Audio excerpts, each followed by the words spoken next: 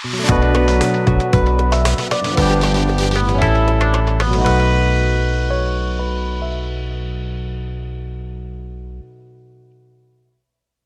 friends, hope you all are doing well. During the passage of time, I received many emails from the junior lawyers as well as from the litigants on a particular question during this pandemic in particular. The question is whether mutual divorce, application for mutual divorce can be filed through power of attorney holder. And the question number 2 is whether the hearing of the mutual divorce can be done through video conference. Being a legal advisor of the NRI Council for the state of West Bengal, I received these questions from different clients. So today's session will specifically aimed to enlighten on the legal position of the particular two questions. Question number 1 is whether mutual divorce application can be filed through power of attorney holder, and number 2 whether mutual divorce hearing can be conducted through video conference. In every matrimonial law, there is provision for mutual divorce. Mutual divorce means divorce with the consent of both the parties, where husband and wife both are consented to file this mutual divorce. In Kunhi Purali versus Anjalika in the year 2011, the Honorable Kerala High Court observed that a petition for divorce can be presented before the family court either personally or even through a power of attorney holder. This is the observation of Kerala High Court. You will find it on your screen. The next relevant observation by the same Kerala High Court was passed in the year back in 2007, where the Kerala High Court held that a power of attorney can represent the party before a family court. A power of attorney can represent the party before a family court, and it will not disable the court to pursue the efforts for settlement of the case. This is another observation on the similar point by the Kerala High Court. It is on your screen. Now come to the next. Another Kerala High Court division bench judgment in the year 2017, very recent. The Kerala High Court took the view that there is no restriction for power of attorney holder to file an application to set aside the ex parte order or to file an application seeking leave of the court for the parties to appear through power of attorney holder before a family court. One step ahead. Though I started today's discussion specifically on mutual divorce, but this particular judgment is one step ahead of it. In any contested case, in any contested petition, if there is an ex parte order, the power of attorney holder can file application to set aside that ex parte order or to file an application seeking leave of the court for the parties to appear through power of attorney holder before a family court. So power of attorney holder is well entitled to represent a party to a matrimonial suit. Now coming next to the observation of Punjab and Haryana High Court in Navdeep Kaur versus Maninder Singh Ahluwalia in the year 2010. The Punjab and Haryana High Court held that the personal appearance of the parties at the time of presentation of the petition for divorce for mutual consent is not mandatory, and the parties may be represented through duly constituted attorney. Punjab and Haryana High Court went one step ahead of it and clearly observed that at the time of presentation of the petition for divorce by mutual consent, it is not mandatory that the parties should remain present, and it can be filed, parties can be represented through duly constituted attorney.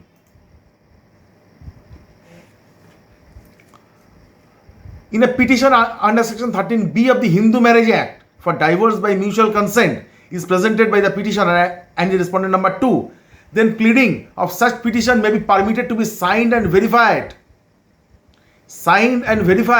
by the holder of power of attorney of the petitioner as observed by the Lucknow bench of Uttar Pradesh High Court in the year 2016. So power of attorney holder can represent, can sign, can verify the petition for mutual divorce, and even power of attorney holder can file application to set aside any ex parte order. Now coming next to an observation of the Honorable Hyderabad High Court passed in the year 2015, that power of attorney holder can depose and also lead evidence on behalf of his principal before the family court. Again, one step ahead, the matter developed further. Hyderabad High Court held that power of attorney holder can depose and also lead evidence on behalf of his principal, that means whom he is representing, before a family court. So in matrimonial matter, Hyderabad High Court observed that power of attorney holder can depose and also lead evidence on behalf of his principal before a family court. Similarly, Madras High Court in the year 2015 observed that in a petition for divorce by mutual consent, there is no legal impediment for a power of attorney to appear on behalf of the party. Clearly, Madras High Court observed in the year 2015 that a petition for divorce by mutual consent, there is no legal impediment for a power of attorney holder to appear on behalf of the party. Bombay High Court in the year 2018 held that there is no legal impediment in filing a joint petition for mutual consent under section 13B of the Hindu Marriage Act before a family court through a power of attorney holder. Family court deals with only matrimonial matters, family matters. So Bombay High Court again confirmed, observed that power of attorney holder can file application under section 13B of the Hindu Marriage Act. Under section 13B of the Hindu Marriage Act is the enactment for mutual divorce. So Bombay High Court clearly said that mutual divorce application can be filed through power of attorney holder. Now Delhi High Court held that law permits parties to appear and make statements through attorney before a family court.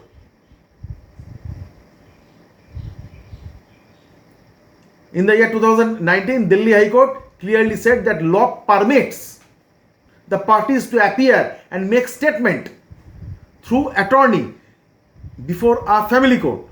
Before a family court means in connection with any matrimonial matter, family matter. Again, the latest one by again Kerala High Court in the year 2021, whereby Kerala High Court permitted the petitioners to institute proceedings by a power of attorney holder will not detract from the power of the court to insist on personal appearance or appearance through video conferencing at any subsequent stage as contemplated in law.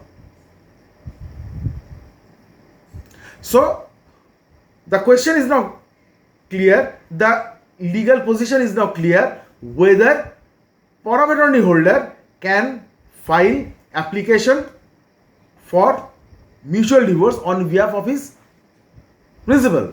So mutual divorce application or any application for setting aside any ex parte order before any family court, that petition can be filed, signed, verified by a power of attorney holder. Now I am coming to the next point, whether hearing can be done through video conferencing. In this matter, the Honorable Supreme Court in the year 2003 held that the evidence of witnesses can be made through video conferencing. Supreme Court.